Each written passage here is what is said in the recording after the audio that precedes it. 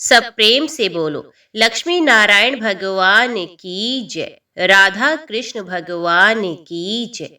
आज के वीडियो में आप श्रवण करेंगे मार्गशीर्ष अघन मास महात्म्य के 16वें अध्याय की कथा। महादेव जी कहते हैं, वसुदेव जी ने अपने दोनों पुत्रों का वेदोक्त विधि से उपनयन संस्कार किया। उसमें गर्ग जी ने आचार्य का काम किया था। विष्णु भक्त विद्वानों ने नहलाने आदि के द्वारा महाबली बलराम और श्री कृष्ण का संस्कार कार्य संपन्न किया। तत्पश्चात उन दोनों भाइयों ने गुरुवर सांदीपनी के घर जाकर उन महात्मा को नमस्कार किया और उनसे वेद शास्त्रों का अध्ययन करके गुरु दक्षिणा के रूप में उनके मरे हुए पुत्रों को लाकर दिया। इसके बाद उन महात्मा गुरु से आशीर्वाद ले उन्हें प्रणाम करके दोनों भाई मथुरापुरी में चले आए। इधर श्री कृष्ण के द्वारा दुर्धर्ष वीर कंस के मारे जाने का समाचार सुनकर उसके श्वशुर महाबली जरासंध ने श्री कृष्ण को मारने के लिए अनेक अक्षौहिणी सेनाओं के साथ आकर मथुरापुरी को घेर लिया। महाप्रकर्मी बलराम और श्री कृष्ण ने नगर से बाहर निकलकर हाथी घोड़ों से भरी हुई उस विशाल सेना को देखा। तब भगवान वासुदेव ने अपने पूर्वकालीन सनातन सारथी का स्मरण किया। उनके स्मरण करते ही सारथी दारुक सुग्रीव पुष्पक नामक महान रथ लिए आ पहुंचा। उसमें दिव्य एवं सनातन अश्व जूते हुए थे। उस रथ में शंख चक्र गदा आदि दिव्य अस्त्र शस्त्र मौजूद थे। ध्वजा के ऊपर गरुड़ चिन्ह से चिन्हित एवं फहराती हुई पताका उस देव दुर्जय रथ की शोभा बढ़ा रही थी। श्रीहरि के सारथी ने भूतल पर आकर भगवान गोविंद को प्रणाम किया और आयुधों तथा अश्वों सहित वे सुंदर रथ सेवा में समर्पित कर दिया। भगवान श्री कृष्ण बड़े हर्ष के साथ उस महान रथ के समीप आए और अपने बड़े भाई बलराम जी के साथ उस पर सवार हो गए। उस समय मरुदगण उनकी स्तुति कर रहे थे। भगवान ने चतुर्भुज रूप धारण करके हाथ में शंख चक्र गदा और तलवार ले ली और मस्तक पर किरीट धारण किया। दोनों कानों में कुंडल तथा गले में वनमाला धारण करके वे संग्राम की ओर प्रस्थित हुए। परम पराक्रमी बलदेव जी ने भी मूसल और हल हाथ में ले द्वितीय रुद्र की भांति जरासंध की सेना का संहार आरंभ कर दिया। दारुक ने बड़ी शीघ्रता के साथ रथ को रणभूमि की ओर बढ़ाया, मानो तृण गुलम और लताओं से आच्छादित वन में वायु पर ज्वलित अग्नि को बढ़ा रही हो। उस समय जरासंध के सैनिकों ने गदा परिघ शक्ति और मुदगरों के द्वारा उस रथ को आच्छादित कर दिया, किंतु बहुत से तिनकों और सूखे कांटों को जैसे अत्यंत प्रज्वलित अग्नि अपनी लपटों से शीघ्र ही भस्म कर डालती है, उसी प्रकार श्री हरि ने अपने चक्र से उन सभी अस्त्र शस्त्रों को लीला पूर्वक काट डाला। तत्पश्चात उन्होंने शारंग धनुष हाथ में लिया और उससे छूटे हुए अक्ष एवं तीखे बाणों के द्वारा सारी सेना का संहार कर डाला। इसमें उनको कुछ भी आयास नहीं जान पड़ा।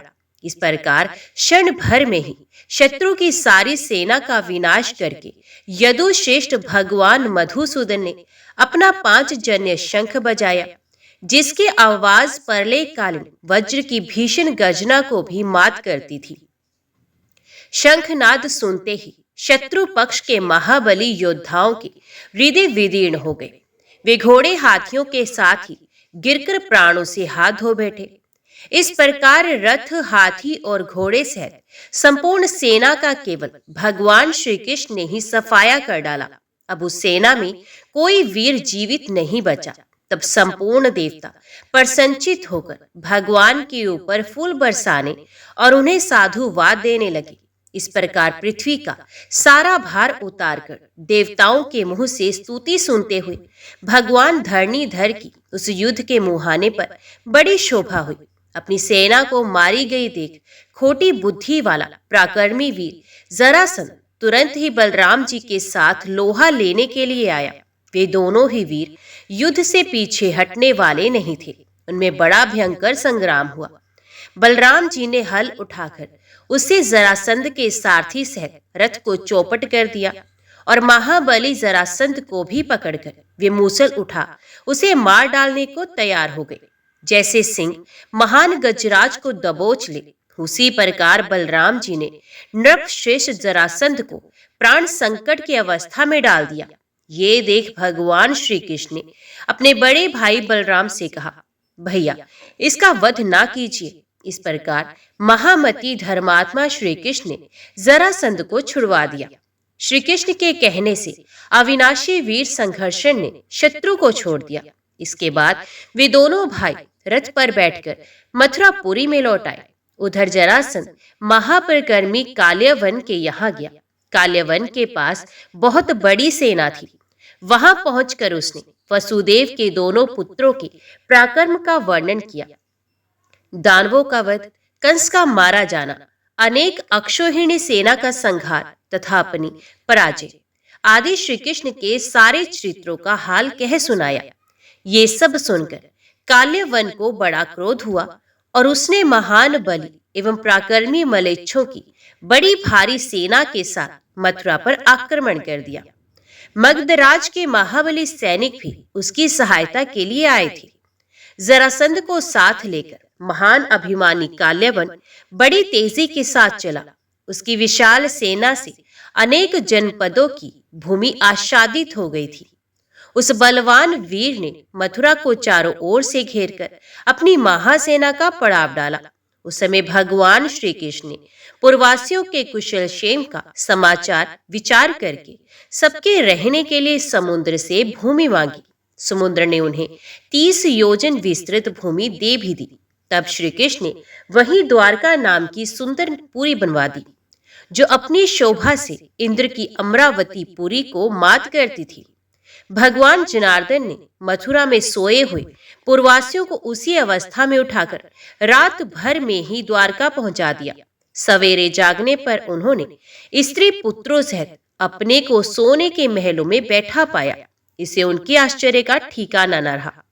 प्रचुर धन धान्य और दिव्य वस्त्र आभूषणों से भरे हुए सुंदर गृह, जहां भय का नाम भी नहीं था, पाकर संपूर्ण यादव बड़ी प्रसन्नता के साथ वहीं पर रहने लगे। जैसे स्वर्ग में देवता सुखी रहते हैं, उसी प्रकार द्वारकापुरी में वहां के सभी निवासी अत्यंत प्रसन्न थे। मथुरा वासियों को द्वारका में पहुंचाने के बाद महाबली बलराम और श्री कृष्ण काल्यवन से युद्ध करने के लिए मथुरा से बाहर निकले। एक और महारथी बलराम जी ने हल और मूसल लेकर बड़े रोष के साथ यवनों की विशाल सेना का संहार आरंभ किया, तथा दूसरी ओर देवकी नंदन भगवान श्री कृष्ण ने शारंग धनुष लेकर उससे छूटे हुए अग्निशिखा के सदृश तेजस्वी बाणों द्वारा मलेच्छों की संपूर्ण विशाल वाहिनी को भस्म कर डाला। महाबली काल्यवन ने अपनी सेना को मारी गई देख भगवान वासुदेव के साथ गदा युद्ध आरंभ किया। भगवान श्री कृष्ण भी बहुत देर तक यवनों का संहार करके युद्ध से विमुख होकर भागे। काल्यवन ने ठहरो ठहरो की पुकार लगाते हुए बड़े वेग से उनका पीछा किया। परम बुद्धिमान भगवान श्री कृष्ण शीघ्र ही एक पर्वत की कंदरा में घुस गए। वहां महामुनि राजा मुचुकुंद सोए हुए थे। भगवान श्री कृष्ण जहां काल्यवन की दृष्टि ना पड़ सके, ऐसे स्थान में खड़े हो गए। काल्यवन भी महान धीर वीर था। वे हाथ में गदा लिए श्री कृष्ण को मारने के लिए उस कंदरा में घुसा। उसमें सोए हुए महामुनि राजा मुचुकुंद को श्री कृष्ण समझकर उसने लात मारी। इससे उनकी नींद खुल गई और उन्होंने क्रोध से लाल लाल आंखें करके हुंकार किया। उनके हुंकार शब्द से तथा उनकी रोष भरी दृष्टि पड़ने से काल्यवन प्राणहीन हो जलकर भस्म हो गया। तत्पश्चात राजऋषि मुचुकुंद ने अपने सामने खड़े हुए भगवान श्री कृष्ण को देखा। अमित तेजस्वी भगवान पर दृष्टि पड़ते ही वे सहसा उठकर खड़े हो गए और बोले, मेरा अहोभाग्य अहोभाग्य जो प्रभु का दर्शन मिला। इतना कहते कहते उनके सारे शरीर में रोमांच हो आया और नेत्रों में आनंद के आंसू छलक आए। उन्होंने जय जयकार करके भगवान को बारंबार प्रणाम किया और स्तवन करते हुए कहा, परमेश्वर, आपके दर्शन से मैं धन्य और कृत्य कृत्य हो गया हूँ। आज मेरा जन्म और जीवन दोनों सफल हो गए। इस प्रकार स्तुति करके उन्होंने गोविंद को पुनः बारंबार प्रणाम किया। इसे संतुष्ट होकर भगवान ने महामुनि मुचुकुंद से कहा, राजऋषि, तुम अनुवांशित वर मांगो। तब मुचुकुंद ने भगवान से पूर्ण आवर्ती रह मोक्ष के लिए प्रार्थना की। भगवान श्री कृष्ण ने उन्हें अपना सनातन दिव्यलोक प्रदान किया। परम बुद्धिमान राजा मुचुकुंद ने मानव रूप का परित्याग करके परमात्मा श्री हरि के समान रूप धारण कर लिया और गरुड़ पर आरूढ़ हो वे सनातन धाम में चले गए। बुद्धिमान मुचुकुंद के द्वारा काल्यवन का वध कराने के पश्चात उन्हें मुक्ति का वरदान दे भगवान यदुनंदन गुफा से बाहर निकले। काल्यवन को मारा गया सुनकर दुर्बुद्धि जरासंध अपनी सेना के साथ बलराम और श्री कृष्ण के साथ युद्ध करने लगा। भगवान श्री कृष्ण ने उस दुरात्मा की प्राय सारी सेना का संहार कर डाला। मगधराज मूर्छित होकर पृथ्वी पर गिर पड़ा। बहुत देर के बाद जब उसे कुछ चेत हुआ तो उसके सारे अंगों में व्याकुलता छा रही थी। वे भय से आतुर था।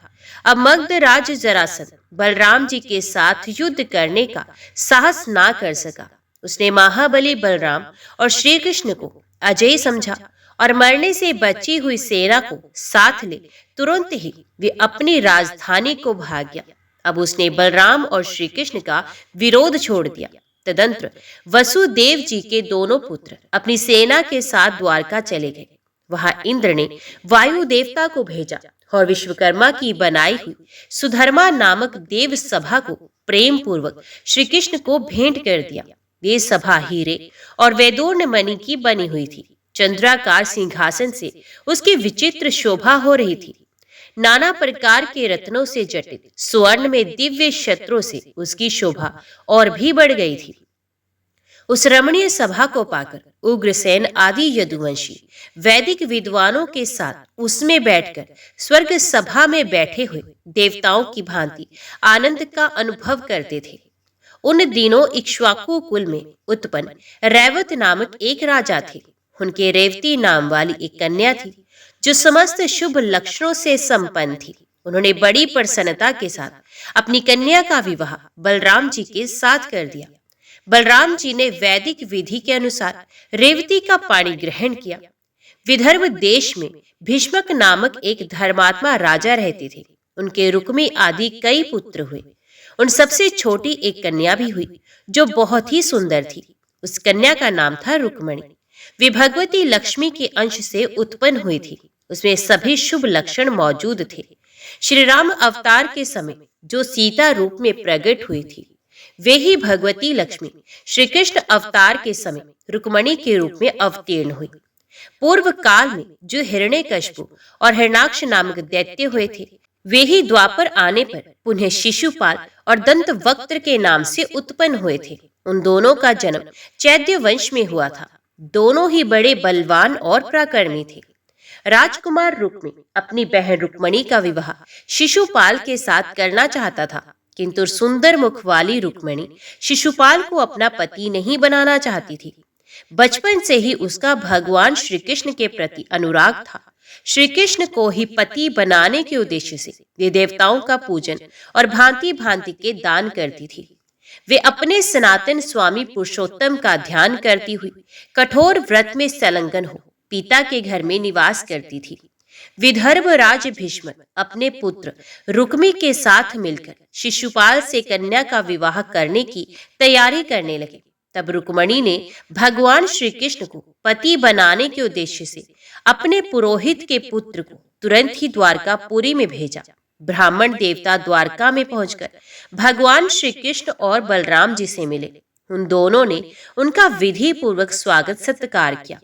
ब्राह्मण ने एकांत में बैठकर उन दोनों भाइयों से रुक्मणी का सारा संदेश कह सुनाया।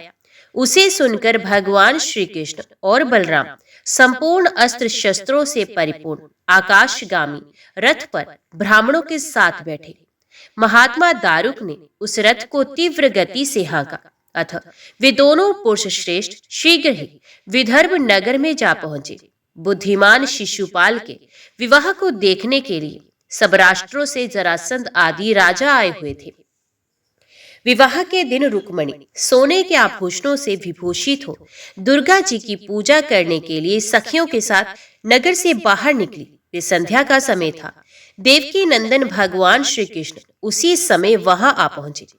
बलवान तो वे थे ही। उन्होंने रथ पर बैठी हुई रुक्मणी को सहसा उठाकर अपने रथ पर बिठा लिया और द्वारका की ओर चल दिए। ये देख जरासंध आदि राजा क्रोध में भरकर राजकुमार रुक्मी को साथ ले युद्ध के लिए उपस्थित हुए। उन्होंने चतुरंगनी सेना के साथ श्रीहरि का पीछा किया। तब महाबाहु बलभद्र जी उस उत्तम रथ से कूद पड़े। उन्होंने हल और मूसल लेकर युद्ध में शत्रुओं का संहार आरंभ कर दिया। कितने ही रथों, घोड़ों, बड़े बड़े गजराजों तथा पैदल सैनिकों को भी हल और मूसल की मार से कुचल डाला। जैसे वज्र के आघात से पर्वत विदीर्ण हो जाते हैं, उसी प्रकार उनके हल और मूसल गिरने से रथों की पंक्तियां चूर चूर हो गई और बड़े बड़े हाथी भी धरती पर ढेर हो गए। हाथियों के मस्तक फट जाते और वे रक्त वमन करते हुए प्राणों से हाथ धो बैठते थे। इस प्रकार बलराम जी ने क्षण भर में हाथी, घोड़े, रथ और पैदलों सहित सारी सेना का सफाया कर दिया। राजाओं के पांव उखड़ गए। वे सबके सब भय से पीड़ित होकर भाग चले। उधर रुक्मी क्रोध में भरकर श्री कृष्ण के साथ लोहा ले रहा था। उसने धनुष उठाकर बाणों के समूह से श्री कृष्ण को बींधना आरंभ किया। तब गोविंद ने हंसकर लीला पूर्वक अपना शारंग धनुष हाथ में उठाया और एक ही बाण से रुक्मी के अश्व, सारथी, रथ और ध्वजा पताका को भी काट गिराया। रथ नष्ट हो जाने पर वे तलवार खींचकर पृथ्वी पर खड़ा हो गया। ये देख श्री कृष्ण ने एक बाण से उसके तलवार को भी काट डाला। तब उसने श्री कृष्ण की छाती में मुक्के से प्रहार किया। श्री कृष्ण ने बलपूर्वक उसे पकड़कर रथ में बांध दिया और हंसते हंसते तीखा छुरा लेकर रुक्मी के सिर को मुड़कर उसे बंधन से मुक्त कर दिया। इस अपमान के कारण उसको बड़ा शोक हुआ। वे चोट खाए हुए सांप की भांति लंबी सांस लेने लगा। लज्जा के कारण उसने विदर्भ नगरी में पांव नहीं रखा। वही गांव बसाकर वे रहने लगा। तदंतर भगवान श्री कृष्ण बलराम, रुक्मणी और दारुक के साथ उस दिव्य रथ पर आरूढ़ हो तुरंत अपनी पुरी को चले गए। द्वारका में प्रवेश करके देवकी नंदन श्री कृष्ण ने शुभ दिन और शुभ लगन में स्वर्ण में आभूषणों से विभूषित राजकुमार रुक्मणी का वेदोक्त विधि से पाणी ग्रहण किया। उस विवाह के समय आकाश में देवता लोग दुधुम्बी बजाते और फूलों की वर्षा करते थे। वसुदेव, उग्रसेन, यदुश्रेष्ठ अक्रूर, महातेजस्वी बलभद्र तथा और भी जो श्रेष्ठ यादव थे, उन सब ने बड़े उत्साह के साथ श्री कृष्ण और रुक्मणी का सुखमय विवाह उत्सव मनाया। उसमें गवालों और गवाल बालों के साथ नंदगोप भी पधारे थे तथा वस्त्र आभूषणों से विभूषित बहुत सी गोपियों के साथ स्वयं यशोदा जी भी आई थी। वसुदेव, देवकी, रेवती, रोहिणी देवी तथा अन्यान्य नगर युवतियों ने मिलकर बड़े हर्ष के साथ विवाह के सारे कार्य संपन्न किए।